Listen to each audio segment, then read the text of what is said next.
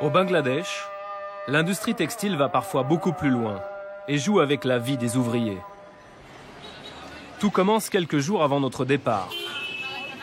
C'est cette jeune femme qui nous alerte, Sarah, bénévole dans une ONG locale. Pendant plusieurs semaines, elle a enquêté sur ce qui pourrait bien devenir un scandale de santé publique dans son pays. Sur ses conseils, nous remontons cette piste de sable jusqu'au foyer de l'épidémie. Le quartier de Chavar, tout près de Dhaka, la capitale. À la porte d'ateliers discrets, des ouvriers au visage poussiéreux. La source de la contagion se cache au fond du hangar, où ils travaillent, dans la pièce la plus confinée. Au cœur de la pénombre, dans une atmosphère surchauffée, des ombres s'activent, comme dans un ballet infernal. On les appelle les sableurs. Car chers de fortune sous le bras, ils projettent du sable à haute pression sur la toile brute de ces jeans pour leur donner un aspect blanchi, vieilli. Le petit grain vintage qu'on adore porter dans le monde entier. Traitement quotidien, 23 pièces à l'heure, 12 heures par jour. Cet ouvrier, par exemple, ça fait combien de temps qu'il travaille ici? 4 ans. 4 ans, d'accord. Et il y a combien de sableurs exactement ici? Combien? 30. 30? Ici, le bruit est insoutenable et l'atmosphère irrespirable.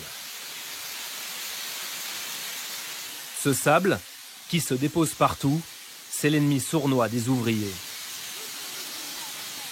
Pulvérisé sur la toile, le sable traverse leur maigre foulard et se loge directement dans leurs poumons, les exposant ainsi à la silicose, une affection respiratoire incurable et mortelle. Voilà pourquoi le sablage, interdit dans l'Union européenne, est également banni en Turquie, 3e exportateur mondial de jeans. Comme le révélait le magazine Envoyé spécial, la silicose y a déjà tué 52 sableurs et menace désormais la vie de 1200 autres. Vous pouvez produire combien de jeans par mois? Par mois, on peut sabler 500 000 pièces.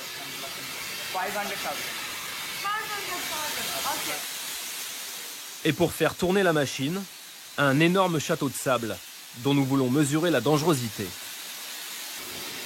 Où est-ce que vous le trouvez, ce sable? On le fait venir d'un autre quartier, au nord de Dhaka. On l'achète là-bas. C'est du sable prélevé sur les rives de la rivière Jamuna. Un sable de mauvaise qualité, selon les experts. Chargé à 68% de silice cristalline, il serait donc l'un des plus meurtriers. Une bombe à retardement pour les poumons des ouvriers. Difficile d'imaginer que des entreprises internationales les fassent travailler dans de telles conditions.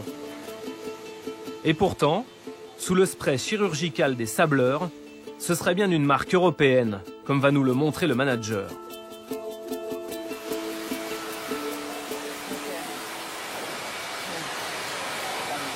Ça, c'est sablé. C'est destiné au marché international? Oui, c'est pour l'international. Pour quel pays? C'est pour la marque Lindex. Oui, je vois, c'est suédois, hein, c'est ça? Lindex, une marque suédoise. C'est un peu comme H&M, mais en moins connu. Plus de 400 magasins en Europe du Nord et des ambassadrices à la blondeur scandinave. L'actrice Reese Witherspoon, mais surtout Gwyneth Paltrow, égérie de la nouvelle collection printemps-été. I want to order the clothes for myself. Avis aux fans, le jean en provenance de cet atelier serait en vente à 39,95 € sur le site internet de la marque. Quelques pages plus loin, l'Index affirme pourtant ne pas utiliser le sablage et l'avoir même formellement interdit depuis décembre 2010. Dans les rues de Dhaka, chez les forçats du denim bangladais, l'épidémie du jean fait déjà ses premières victimes. Chaque semaine, Sarah passe plusieurs heures dans les transports pour emmener des malades se faire diagnostiquer.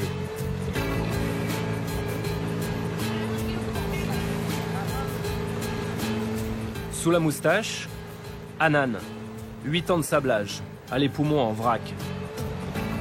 En rickshaw, le taxi local, après 30 minutes de trajet un peu mouvementé, nous arrivons sans encombre à l'Institut national des maladies pulmonaires.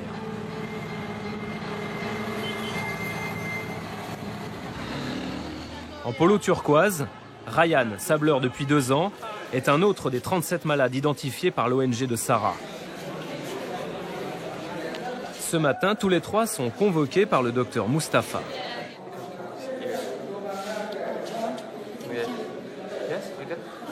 Je suis sableur. Et vous avez les mêmes symptômes que ce monsieur, les mêmes problèmes. Oui, je ne peux pas courir. Quand je marche un peu vite, je ne me sens pas bien. J'ai aussi du mal à monter les escaliers. Même métier, même symptômes et même diagnostic. Ces 2 patients souffrent de la même maladie à cause de leur exposition à la poussière, à la silice. Mais où ont-ils attrapé cette maladie? C'est à cause de leur métier. Regardez, il y a du sable dans leurs poumons. Oui, ces petits points là.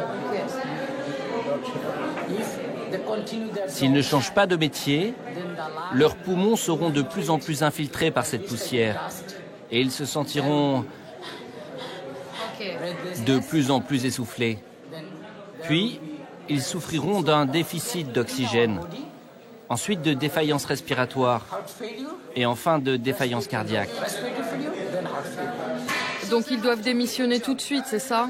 Oui, c'est très important. Aujourd'hui, dans le cabinet du docteur Mustapha, le mot silicose n'a pas directement été prononcé. Mais les poumons fatigués d'Hanan et de Ryan en montrent déjà les premiers symptômes. À même pas 30 ans, pour préserver leur vie, ils n'ont plus qu'une seule solution, la retraite forcée. Le médecin vous a conseillé d'arrêter de travailler. Qu'allez-vous faire? Prendre une semaine de congé. Vous pouvez faire ça? Oui, si je montre mon dossier médical avec la signature du médecin au manager, je peux prendre 7 jours. Qu'est-ce qui vous fait le plus peur? J'ai peur d'avoir une maladie très grave. Mais pourquoi ne pas quitter définitivement votre travail? Je ne peux pas. Ça créerait trop de problèmes. Au revoir, madame. Alors dans une semaine, comme chaque jour depuis 8 ans, Hanan retournera sabler ses jeans, qui le tuent à petit feu.